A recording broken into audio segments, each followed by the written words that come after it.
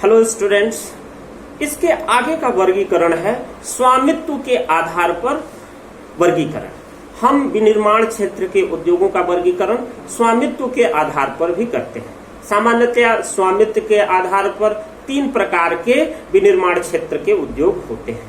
पहला है सार्वजनिक क्षेत्र के उद्योग। सार्वजनिक क्षेत्र के उद्योग ऐसे उद्योग होते हैं जिनका संचालन सरकार के द्वारा किया जाता है। उसमें व्यक्ति का कोई भूमिका नहीं होती है, व्यक्तिगत स्वामित्व की कोई भूमिका नहीं होती है।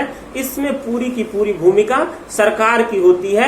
ऐसे उद्योग सरकार के माध्यम से ही संचालित किए जाते हैं। विशेष रूप से साम्यवादी देशों में या समाजवादी देशों में सरकार के द्वारा ही विभिन्न प्रकार के उद्योगों का संचालन किया जाता है। अगला है private sector industries. Private sector क्या है? व्यक्तिगत स्वामित्व वाले उद्योग या व्यक्तिगत स्वामित्व क्षेत्र। यह क्या होता है?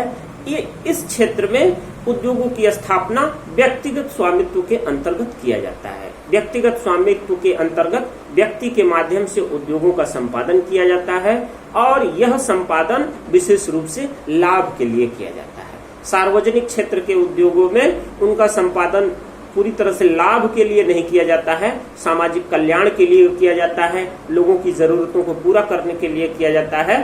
लेकिन व्यक्तिगत क्षेत्र में उद्योगों की स्थापना का मुख्य उद्देश्य होता है लाभ। व्यक्तिगत क्षेत्र के अंतर्गत तो जिन भी उद्योगों की स्थापना किया जाता है उनका एकमात्र उद्देश्य होता है लाभ कमाना। अगला है संयुक्त उपक्रम या संयुक्त क्षेत्र के उद्योग।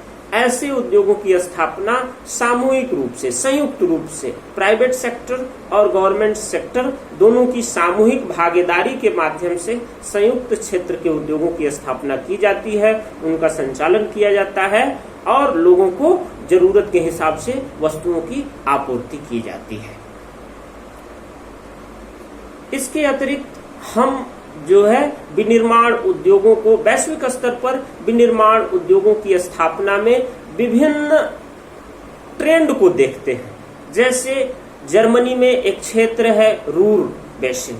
रूर बेसिन में परंपरागत रूप से उद्योगों की स्थापना की गई। इसके पीछे मूलभूत कारण यह था कि यह जर्मनी का ऐसा क्षेत्र था जहां कोयला और लौह एवं इस्पात आसानी से उपलब्ध था। इसलिए इस क्षेत्र में व्यापक स्तर पर लौह एवं इस्पात उद्योग की स्थापना की गई, आयरन एंड स्टील इंडस्ट्री की स्थापना की गई, कोल इंडस्ट्री की स्थापना की गई। लेकिन वर्तमान परिप्रेक्ष्य में यह रूर बेसिन या रूर इंडस्ट्रियल एरिया जो है पूरी तरह से अवनति की ओर जा रहा है। इसके पीछे मूलभूत कारण यह है कि यहाँ पे बहुत अधिक मात्रा में पोल्यूशन हुआ और जो है यहाँ पे लोगों का जीवन कठिन होने लगा।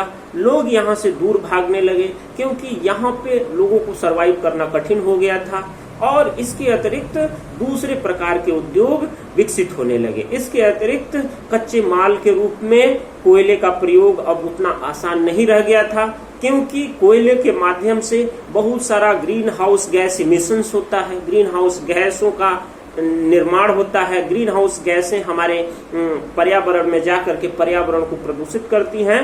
तो आज के परिप्रेक्ष्य में रूरल इंडस्ट्रियल एरिया में उद्योगों का संचालन उतना आसान इसलिए नहीं है क्योंकि ये सारे के सारे उद्योग पोल्यूशन का तेजी से जो है विकास करने लगे, पोल्यूशन को उत्पन्न करने लगे, पर्यावरण प्रदूषण के लिए जिम्मेदार हो गए, जिसकी वजह से इस क्षेत्र में और उद्योगों का संचालन अब आसान नहीं रह गया और आज के समय में दूसरे क्षेत्र के उद्योग इस क्षेत्र में विकसित होने लगे। इसके अतिरिक्त हम देखने की कोशिश करेंगे। अगला है आयरन एंड स्टील इंडस्ट्री का क्या भूमिका है, क्या महत्व है। किसी भी देश की अर्थव्यवस्था में आयरन एंड स्टील इंडस्ट्री का बहुत बड़ा रोल होता है क्योंकि आयरन एंड स्टील इंडस्ट्री ही जो है एक आधारभूत उद्योग होता है जो अन्य उद्योगों के लिए कच्चा माल उपलब्ध कराता है। हम तब तक किसी देश की अर्थव्यवस्था का विकास नहीं कर सकते जब तक हम आयरन एंड स्टील इंडस्ट्री का एक आधारभूत उद्योग के रूप में विकास न कर सके, क्योंकि आज हम जितने भी प्रकार की मशीनें देखते हैं, आधुनिकतम state of the art technology देखते हैं, विभिन्न प्रकार की मशीनों का हमारे दैनिक जीवन में प्रयोग होता है। हम बहुत सारी मशीनें देखते हैं। इन मशीनों का निर्माण कैसे होगा? इन मशीनों का निर्माण होगा आयरन एंड स्टील से, लौह एवं इस्पात से। यह जो है विभिन्न प्रकार के मशीनों के निर्माण में महत्वपूर्ण भूमिका निभाता है, इसलिए इस उद्योग को एक आधारभूत उद्योग कहते हैं। भारत में इस उद्योग के विकास में सबसे महत्वपूर्ण भूमिका किसी व्यक्ति ने निभाया है तो टाटा परिवार ने निभाया है। सबसे पहले 1907 में Tata iron and steel company की स्थापना की गई और एक निजी क्षेत्र के अंतर्गत लौह एवं इस्पात उद्योग को विकसित किया गया, जन्म दिया गया। इसके अतिरिक्त उसके बाद गवर्नमेंट सेक्टर के अंतर्गत सेल की स्थापना की गई, steel authority of India limited की स्थापना की गई और इस प्रकार से भारत के अंतर्गत सार्वजनिक एवं निजी क्षेत्रों में के द्वारा जो है आयरन एंड स्टील उद्योग को विकसित करने का प्रयास किया गया। आज के समय में भारत के विभिन्न भागों में आयरन एंड स्टील उद्योग इंडस्ट्रीज स्थापित किए गए हैं, जैसे भिलाई, राउरकेला, दुर्गापुर, बोकारो, विशाखापट्टनम, भद्रावती इत्यादि स्थानों पर आयरन एंड स्टील उद्योग की स्थापना की गई है।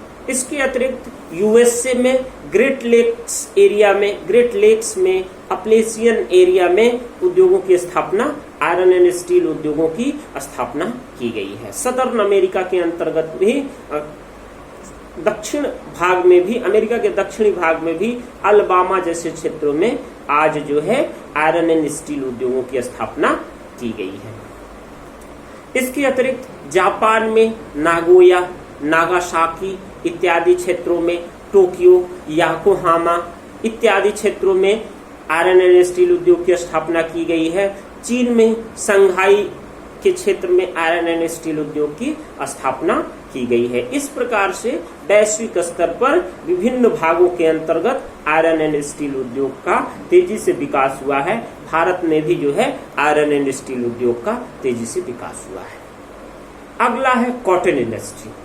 कॉटन इंडस्ट्री क्या होता है? कॉटन इंडस्ट्री यानी कपास उद्योग। यह एक कृषि आधारित उद्योग है जो हमें कृषि से प्राप्त होने वाले कपास पर आधारित होता है, केंद्रित होता है। इस उद्योग के अंतर्गत 3 प्रकार के सेक्टर हमें देखने को मिलते हैं: हैंडलूम, पावरलूम और मिल सेक्टर। हैंडलूम क्या है? हैंडलूम एक लेबर इंटेंसिव सेक्टर है। हैंडलूम का मतलब क्या है? हाथ के माध्यम से संचालित किया जाता है। हैंडलूम हाथ के माध्यम से संचालित किया जाता है और इसके अंतर्गत बहुत सारे श्रमिकों की जरूरत होती है इसको संचालित करने के लिए। जब टेक्नोलॉजी विकसित हुई उसके बाद पावरलूम आया। पावरलूम क्या होता है? कॉटन इंडस्ट्री के अंतर्गत पावरलूम का संचालन, ऐसी तकलियां होती हैं जिनका संचालन बिजली के माध्यम से किया जाता है, पावर के माध्यम से किया जाता है और इसके अंतर्गत हैंडलूम की अपेक्षा पावरलूम में प्रोडक्शन बहुत ज्यादा बढ़ जाता है। यह जो है कैपिटल इंटेंसिव इंडस्ट्री है, यह पूंजी गहन उद्योग है। इसको स्थापित करने में पूंजी की ज्यादा जरूरत होती है। जबकि हैंडलूम क्या है? हैंडलूम लेबर इंटेंसिव है। इसको चलाने के लिए, इसको संचालित करने के लिए हमें बहुत ज्यादा श्रमिकों की जरूरत होती है, जबकि पावरलूम को संचालित करने के लिए हमें उतने ज्यादा श्रमिकों की जरूरत नहीं होती है। हमें इलेक्ट्रिसिटी की जरूरत होती है, हमें बिजली की जरूरत होती है। इसके अतिरिक्त मिल सेक्टर है। मिल सेक्टर में कॉटन का उत्पादन किया जाता है, जिसका प्रयोग हम अपने दैनिक जीवन में कॉटन के वस्त्रों का प्रयोग करते हैं। यह हमारा द्वितीयक आर्थिक गतिविधि था। द्वितीयक आर्थिक क्षेत्र से संबंधित विनिर्माण उद्योग के संबंध में अध्ययन किया। अगला टॉपिक हम तृतीयक आर्थिक क्रियाकलाप के संबंध में अध्ययन करेंगे, जो हम अगले वीडियो में देखेंगे। Thank you so much.